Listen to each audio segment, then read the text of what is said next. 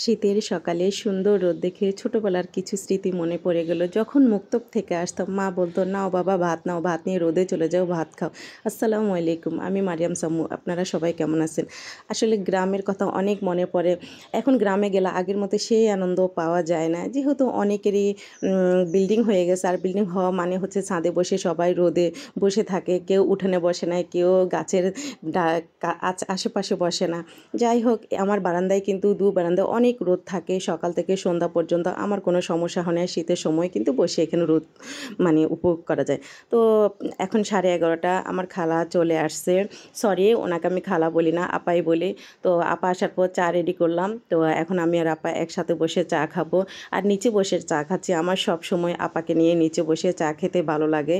উনি আমাকে বলে যে, আপা নিচে বসে চা খান কেন আপনি? বললাম যে, আপা আপনার সাথে নিচে বসে কথা বলতে, চা খেতে ভালো লাগে। পাশে তরকারি কাটতেছে উনি বসে বসে, আর আমার সাথে বসে একটু গল্প করতেছিল।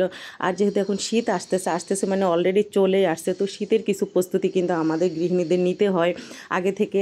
আসলে শুধু শীত বলতে না, আমরা এই ঈদ রোজা যখন আসে তখন একটা প্রস্তুতি থাকে, কোরবান যখন আসে তখন একটা প্রস্তুতি থাকে, আর গরম যখন আসে তখনও আমাদের কিন্তু একটা প্রস্তুতি থাকে।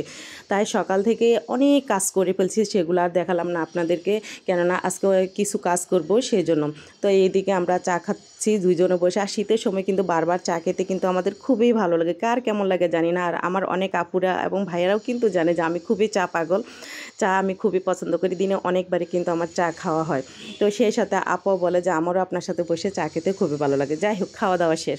এখন আপাকে দিলাম যে, আপা আপনি একটু বারান্দাগুলো ক্লিন করে নেন, আর এদিকে আমি একটু ফ্রিজ পরিষ্কার করব। তা আপা বললো যে, আমাকে দেন, আমি একটু ফ্রিজ পরিষ্কার করি, আপনার ঠান্ডা লেগে যাবে, এমনিতে অনেক ঠান্ডা। বললাম, না আপা, আপনি অনেক বাসায় কাজ করেন, আপনি জানালা পরিষ্কার করেন, যেহেতু পৌষ মাস এসে গেলে জানালা সব বন্ধ করে দেবো আর খুলবো না, সেক্ষেত্রে আগে থেকে এগুলো আমরা পরিষ্কার করে রাখলে শীতের সময় এগুলো আমাদের ধরা লাগে না। আসলে কিছু কাজ আছে যেগুলো আমরা আগে থেকে একটু গুছিয়ে রাখলে শীতের সময় অনেকটা আরাম লাগে। আর শীতের দিনগুলো খুবই ছুটে থাকে, আর এই দিনে কিন্তু সব কাজ করে ওঠা আমাদের পক্ষে সম্ভব হয় না। এই যে এত বড় বিশাল এক ফ্রিজ, এই ফ্রিজ এখন কিভাবে পরিষ্কার করবো সেই চিন্তা। আসলে চিন্তার কোনো কারণ নেই, যেহেতু আমি সব সময় ফ্রিজ মানে আমাদের গুরুত্বপূর্ণ একটা জিনিস, যেটা হচ্ছে যে কি এখানে আমাদের খাবার থাকে, এটা কিন্তু কোনো অন্য কোনো জিনিস না। সো আমি এই তো আমি এভাবে কিন্তু ফ্রিজে জিনিসগুলো রাখি। আর এই তো এমনিতে আমার ঠান্ডা, তার মধ্যে আবার বরফ গাঁটতেছি। আসলে এগুলো বরফ না, এগুলো হচ্ছে যে আমার কলিজাটা দুধ নিতে গিয়ে দুধগুলো সব ফাটিয়ে ফেলছে। সো এখন কি করব? তো নিচে যেহেতু প্লাস্টিক থাকে সেক্ষেত্রে কিন্তু আমার বেশি কষ্ট হয় না। আর সব সময় আমি ফ্রিজে যখন মাছ মাংস রাখি, যে কোনো জিনিস আমি খুব সুন্দর করে ক্লিন করে রাখি, যাতে আশেপাশে কোনো ময়লা না থাকে। এই তো হাত দিয়ে ঘাঁটতেছি, যদি আমার হাজব্যান্ড আজকের ভিডিও দেখে তো খুবই বকাবকি করবে, বলবে এমনিতে ঠান্ডা, তার মধ্যে আবার অনেক ঘাঁটতেছে।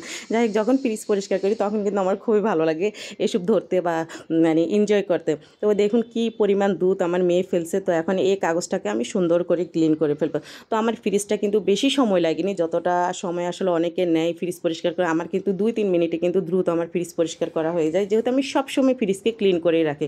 তো মোটামুটি কিন্তু আমার ফ্রিজটা অনেকটাই ক্লিন হয়ে গেছে, আর দেখতে খুবই ভালো লাগতেছে মাশাআল্লাহ। আমি নর্মালিও যখন আমি যে কোনো জিনিস রাখি, আমি চেষ্টা করি যে ধুয়ে পরিষ্কার করে রাখতে। আর সবজি তো আমি সাথে সাথে কখনোই ফ্রিজে রাখি না, আমার খুবই ভয় লাগে যে যেহেতু বাজার থেকে কোনো সবজি নিয়ে আসলে সেখানে পোকামাকড় থাকার সম্ভাবনা থাকে।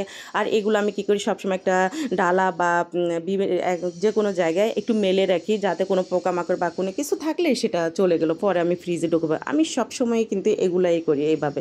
তো আমার ফ্রিজটা দেখে আমার কিন্তু খুবই ভালো লাগতেছে যে আমি ক্লিন করতেছি, বাট মনে হয় যেন এটা পুরাটাই নতুন চকচকা। তো এই তো আমার ফ্রিজটা কিন্তু একেবারে ক্লিন হয়ে গেছে। যাই হোক, এই সময় কিন্তু কারেন্ট ছিল না, তাও আমি অন্ধকারে দেখাচ্ছি। হঠাৎ করে দেখি কারেন্টটা চলে গেল। তো মোটামুটি আমার ফ্রিজটা সুন্দর করে ক্লিন করে ফেললাম। এখন আস্তে আস্তে এখানের মধ্যে আমি সবগুলো জিনিস মানে আবার সেট করে রাখবো, যাতে শীত শেষ হওয়া পর্যন্ত আর আমার কিন্তু এই ফ্রিজটা ক্লিন করা লাগবে না। খুব সুন্দর করে ক্লিন করে ফেললাম মনের মতো করে, কেননা ফ্রিজ জিনিসটা কিন্তু আমাদের খুবই একটা গুরুত্বপূর্ণ জিনিস। আর এটাকে কিন্তু আমাদের যত্ন করে রাখতে হয়, কেননা এইটা দিয়ে কিন্তু আমাদের অনেক কিছু করা লাগে। তো এই তো তাই আপনাদেরকে একটু দেখিয়ে দিচ্ছি। যাই হোক, জানালা পরিষ্কার করা শেষ, ফ্রিজ পরিষ্কার করা শেষ, অনেক কাজ করলাম। এখন শীতের জন্য, যদি একেবারে শীত আসেনি, এখনও পৌষ মাস আসেনি, সেক্ষেত্রে কিন্তু কম্বল নামানো মানে কি আরও বড় ভেজাল। মানে আমার কাছে এটা অস্বস্তি লাগে। আর ঢাকায় যেহেতু আমরা থাকি, সেক্ষেত্রে কিন্তু কম্বল জিনিসটা কিন্তু একেবারে আমি ইউজ করি না। তো এই খাতাটা এখন আমি যেটা নিচ্ছি, সেটা কিন্তু আমি যখন অষ্টম শ্রেণীতে পড়তাম পড়তাম তখন কিন্তু এই খাতাটা আমি করেছিলাম। আমার খুব মানে ছোট্টবেলার এই খাতাটা, তো আমি এটা খুব যত্ন করে রেখেছি। এটা কিন্তু আমি তেমন একটা পড়ি না, ইউজ করি না, মাঝে মাঝে রোদে শুকিয়ে রাখি। তো এই জন্য বাচ্চাদের জন্য, আমাদের জন্য, সবার জন্য একটা একটা করে খাতা নামিয়ে রাখলাম, যে যার যখন যেটা লাগবে সেটা তারা ইউজ করবে। তাই ক্যামেরায় আপনাদেরকে একটু দেখাচ্ছি যে এই জিনিসগুলো কিন্তু যখন শীত আসে তখন আমি কি করি, এইভাবে কাঁথা সেলাই করি। আর কাঁথা সেলাই করা কিন্তু আমার খুবই শখের একটা বিষয়। আমি সময় পেলে কিন্তু কাঁথা সেলাই করা মানে শুরু করে দিই। তো এটা হচ্ছে আমার মায়ের জন্য করেছিলাম, তাই মা লিখেছিলাম এই জন্য। তো মা কিন্তু খুবই পছন্দ করছে, যখন গ্রামে যাবে মা এটা নিয়ে যাবে, মাকে দিয়ে দেবো।